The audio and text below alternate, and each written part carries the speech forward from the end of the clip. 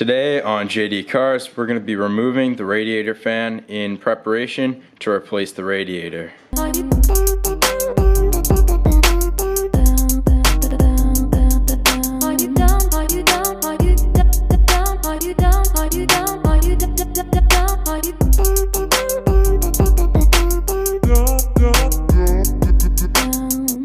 As stated in my other video, I experienced a major coolant leak and now I have to replace my radiator, but before we can do so, I have to remove the radiator fan.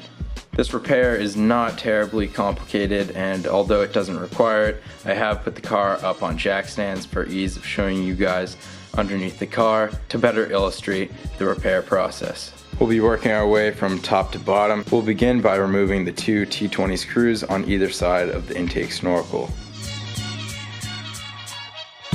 To release the intake duct from the air box here, we're going to use a flathead to release two tabs on either side. Push in on this part of the duct and pull it out, and we can set it aside for now. You will need to access underneath the car, and that involves removing the engine splash guard. As you can see, I've already removed mine, which just involves removing several 8mm screws from around the perimeter of the splash guard. After removing the splash guard, you need to remove the radiator cover by removing these two brackets secured by two 8mm screws. This will expose the radiator, as you can see here. If your vehicle is equipped with an automatic transmission, you will have to disconnect a cooling hose located right here. Simply remove the fastener and disconnect the hose. Now we need to disconnect the radiator electrical sensor connector located on the top of the radiator here. Simply press in on the two tabs and pull to release. Now we'll be removing this hose on the top of the radiator by pulling it out of the mounts and pushing it aside for now. Now on the driver's top right part of the radiator, we need to remove this T25 torque screw right here. We now need to release this lock on the driver's left side part of the radiator, which is done by pushing the tab towards the engine firewall. Using your left hand, you'll need to push that tab to release it while pulling up on the radiator fan. It should release like so, at which point we can remove it by moving any hoses and wires out of the way and lifting it directly from the engine bay. Careful not to snag any wires or hoses, and you can pull it out like so. As you can see here, the radiator is pretty much fully exposed, which will allow us to remove it. If you are replacing your radiator and you'd like to see the second part of the process, which is actually replacing the radiator itself, go ahead and check out the second part up here. Reinstalling the cooling fan is straightforward. Simply lower it into the engine bay here. Careful not to get it hung up on any hoses or wires. F***ing wow.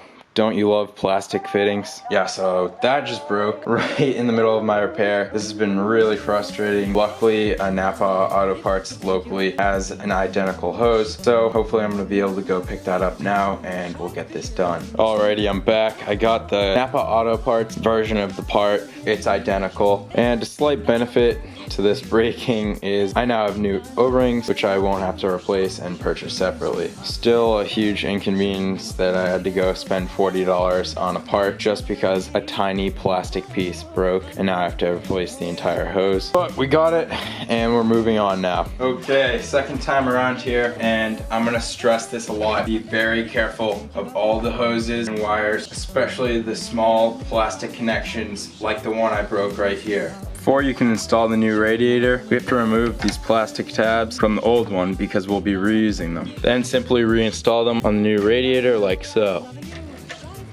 The radiator then slides down and is secured by these white plastic clips. Now all the hard stuff is over. Now we just have to simply connect this electrical connection to the cooling fan, then resecure the tube coming from your expansion tank. Now simply reinstall the air ducts like so. I almost forgot, don't forget to reinstall the last T25 screw in the top right corner of the fan here. And lastly, reinstall the two T20 screws to secure the air ducts.